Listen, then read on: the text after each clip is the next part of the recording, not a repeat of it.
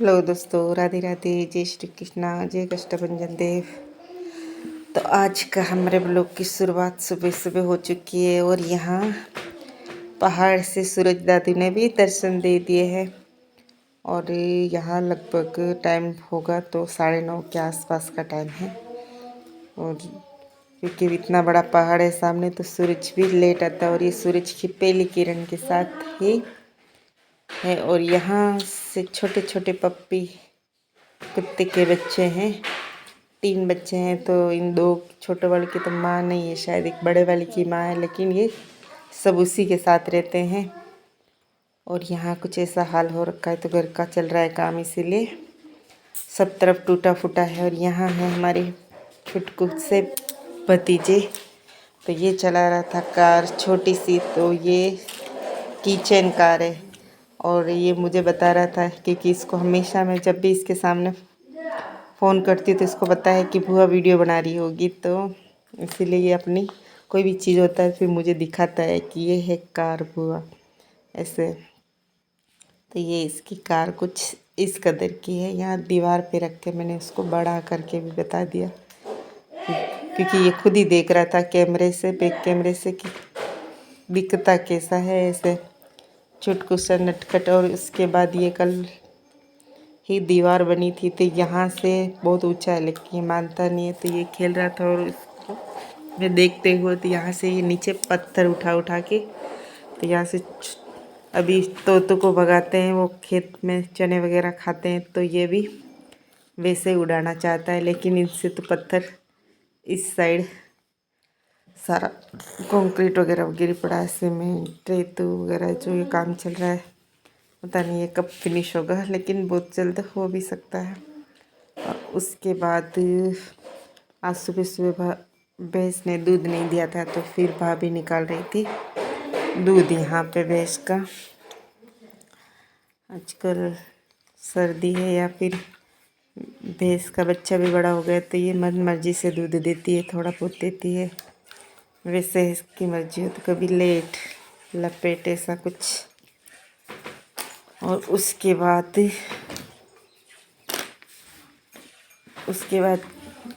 क्या, दूध के बाद भाभी ही कर लेते हैं घर की साफ़ सफाई। और मेरा तो एक ही काम होता है कि ब्लॉग बनाना, क्योंकि आखिर पैर में आके काम कौन करता है, तो घर पे हैं तब तक। और यहाँ इनके ये भैंसों का तो भाभी ने, जैसे एक दिन मैंने आग लगाई थी, वैसे ये ज़्यादा चारा खाते नहीं है, जो बच जाता है ऐसा ही उखेरी पे डालेंगे तो वो भी बच जाता है। तो फिर यहाँ धुआं नानू दरवाज़ा खटखटा रहा है और वो आग लगा के तो ये तब धुआं ही धुआं। भैयू अभी भतीजा गाड़ी लेके आया, इसलिए बीच में उसकी भी आवाज़ें आ रही, वी की आवाज़ कड़ा क्योंकि ये। और यहाँ भाभी ने छाछ, ने कल छाछ जो वो बिलो ना हो रहा था, तो आज उन्होंने उतारा घी, और घी को उतार कर इन्हें ऊपर रखा। तो आज पता नहीं, घी भाभी कह रहे थे कि सर्दी तो है लेकिन कुछ शायद अध कच्चा रह गया।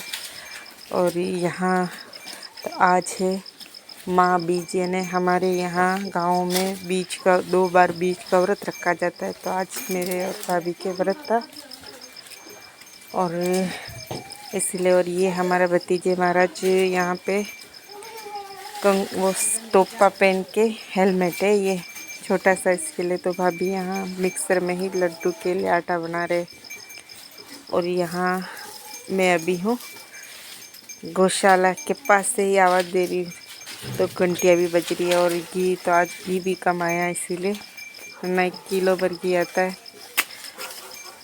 और ये बनते हुए मैंने नहीं बताया क्योंकि अभी मेरी है रसोई के अंदर, मैं जा नहीं सकती, तो इसीलिए भाभी बाहर ला के बता रहे हैं।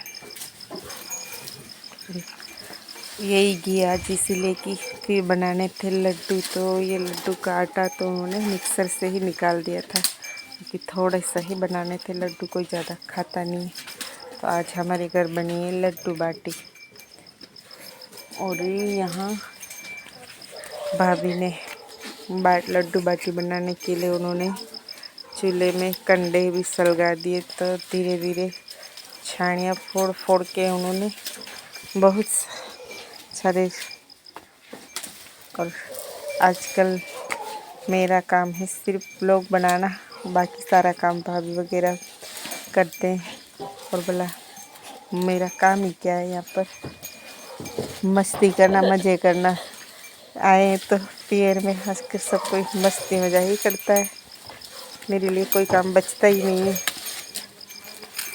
सब कुछ बस थोड़ा बहुत जो आता है सो आता है, वो भी करने कोई नहीं देता है। तो यहाँ मैं ब्लॉग करने, और शाम का वक्त हो ही गया था, तो मैंने इसके साथ मैं धीरे धीरे आकाश की ओर भी देखती रही कि कहीं चांद दिख जाए।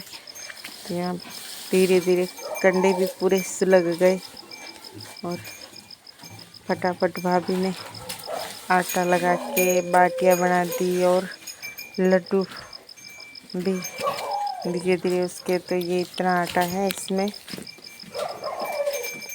लड्डू बनाने के लिए, तो 4-5 लड्डू बना के रख दिए। तो इसके हमारे बहुत सारे लड्डू भी आगे तैयार मिल जाएंगे। तो यहाँ ये छुटकू महाराज बीच में मुझे भी बाटी बनाना, ऐसे करके आटे को हाथ से गूंदने बैठ जाते हैं। और थोड़ी देर तो ये हनी भी बाटियाँ बनाने के लिए। तो आखिर बच्चों का तो यही काम होता रहता है कि उनको कहीं पर भी बीच में हाथ डालना। तो ये आटे को हाथ मार रहा है, भाभी मना कर रहे तो भी कि इसको भी बाटी वगैरह बनानी है। तो बच्चे हमेशा ऐसे ही जिद करते रहते हैं।